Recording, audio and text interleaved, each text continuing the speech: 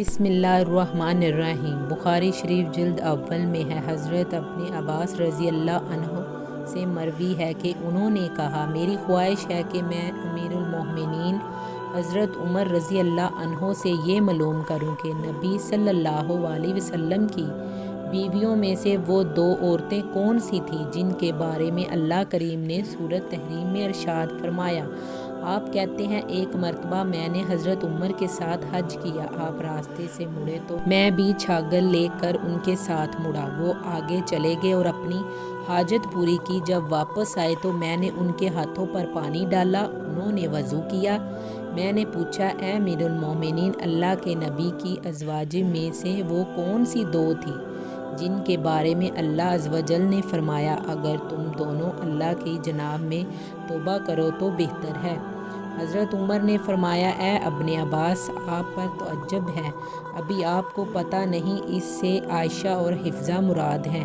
یہ کہہ کر آپ نے پورا واقعہ بیان کیا اور فرمایا، میرے ایک انصار پڑوسی مدینہ کے بلند دیہات میں بنی امیہ بن زاہد کے گاؤں میں رہتا تھا، میرا بھی پڑاؤ اس کے ساتھ تھا۔ ہم باری باری حضور نبی کریم کی بارگاہ میں حاضر ہوئے تھے۔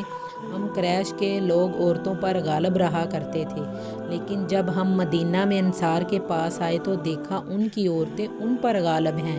یہ رنگ دیکھ کر ہماری عورتوں نے بھی انصار عورتوں کا وطراؤ اختیار کر لیا۔ ایک بار ایسا ہوا کہ میری بیوی نے مجھے جواب دیا جس پر میں اسے ناراض ہوا۔ وہ کہنے لگی، آپ میرے جواب دینا کیوں برا سمجھتے ہیں؟ حالانکہ نبی کریم صلی اللہ علیہ وسلم کی بیویاں بھی ایسا کرتی ہیں، اور ان میں سے کوئی تو شام تک آپ صلی اللہ علیہ وسلم سے خفا رہتی ہیں۔ حضرت عمر فرماتے ہیں، یہ سن کر میں گھبرایا اور کہا، ان میں سے جو بھی ایسا کرتی ہیں وہ بڑا نقصان اٹھائے گی۔ پھر میں نے اپنے کپڑے پہنے اور اپنی بیٹی حفصہ کے پاس چلا آیا۔ میں نے حفصہ سے کہا، کیا تم میں سے کوئی سارا دن اور رات رسول اللہ صلی اللہ علیہ وسلم کو غصے میں رکھتی ہے؟ حفصہ نے کہا، جی۔ میں نے کہا، جو ایسا کرتی ہیں وہ تباہ و برباد ہوگی۔ کیا تم اللہ کے غضب سے نہیں ڈرتی کہ اس کے رسول کو غصہ دلاتی ہو؟ یاد رکھو، ایسا کرنے سے تباہ ہو جاؤ گی۔ رسول اللہ سے نہ تو بہت فرمائشیں کیا کر اور نہ جواب دیا کر، اور نہ آپ سے ناراض ہوا کر، اور اگر تجھے کسی چیز کی ضرورت ہو تو مجھ سے مانگ لیا کر۔ تو اس کے دھوکے میں مت آ، تیری ہم جولی تجھ سے زیادہ خوبصورت ہے، اور رسول صلی اللہ علیہ وسلم تجھ سے زیادہ اسے چاہتے ہیں۔ اس سے امیر المومنین کا اشارہ حضرت ام مومنین عائشہ رضی اللہ عنہ کی طرف تھا۔ حضرت عمر فرماتے ہیں، پھر ایک دن ایسا ہوا کہ میرے انصاری ساتھ مدینے سے واپس لوٹا تو زور زور سے میرا دروازہ کھٹکھٹانے لگے۔ میں نے پوچھا، کیا ہوا؟ کہنے لگے، رسول صلی اللہ علیہ وسلم نے اپنی بیویوں کو طلاقیں دے دی ہیں۔ میں نے جو ہی یہ سنا تو حفصہ تباہ و برباد ہو گئی۔ میں تو پہلے ہی سمجھ گیا تھا کہ ایسا ہونے والا ہے۔ آپ فرماتے ہیں، میں نے جلدی سے کپڑے تیار کیے اور صبح کی نماز حضور صلی اللہ علیہ وسلم کے ہمراہ پڑھی۔ اللہ کے نبی نماز سے فارغ ہوئے تو اکیلے اپنے بلا خانہ میں جا کر لیٹ گئے۔ میں وہاں سے نکلا اور سیدھا اپنی بیٹی حفصہ کے گھر چلا گیا۔ میں نے اسے دیکھا تو وہ رو رہی تھی۔ میں نے کہا، میں نے تمہیں پہلے ہی سمجھایا تھا، اب بتاؤ کیا واقعہ ہے؟ رسول صلی اللہ علیہ وسلم نے طلاقیں دے دی ہیں؟ وہ کہنے لگی، مجھے نہیں معلوم، آپ رسول صلی اللہ علیہ وسلم سے جا کر بلا خانہ میں پوچھ لیں۔ میں وہاں سے نکلا تو دیکھا کچھ لوگ مسجد نبوی شریف کے ممبر کے پاس بیٹھے ہیں، ان میں سے کچھ رو بھی رہے ہیں۔ میں کچھ دیر ان کے پاس بیٹھا اور پھر دربار سے کہا، حضور اللہ کے پاس جاؤ اور عرض کرو، عمر ملنے کی درخواست کر رہے ہیں۔ دربان نے حضور نبی کرام صلی اللہ علیہ وسلم تک میری عرض پہنچائی، مگر آپ نے خاموشی اختیار فرمائی۔ یہاں تک دربان واپس آیا اور مجھے تمام بات کہہ دی۔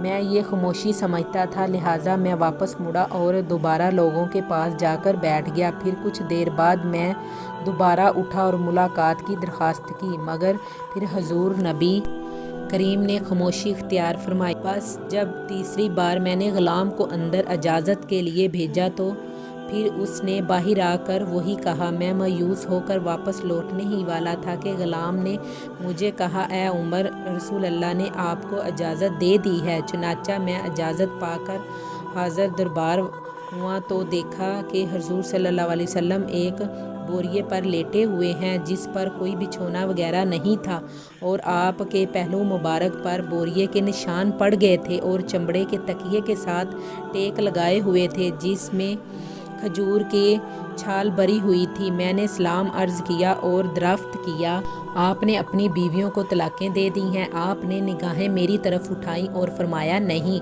مجھے یہ سن کر بہت اطمینان و سکون ملا۔ پھر میں حضور صلی اللہ علیہ وسلم کے دل بہلانے چند باتیں کی جن سے آپ مسکرا دیے، اور پھر حفصہ کے پاس جانا اور اس کو ام المومنین حضرت عائشہ رضی اللہ عنہا سے متعلق نصیحت کرنے کا واقعہ بھی بیان کیا، جس سے آپ دوبارہ مسکرا دیے۔ روایت میں ملتا ہے کہ حضور صلی اللہ علیہ وسلم نے ایک بار ام المومنین حضرت حفصہ رضی اللہ عنہا کو طلاقیں دے دی تھیں۔ یہ طلاقیں رجعی تھیں۔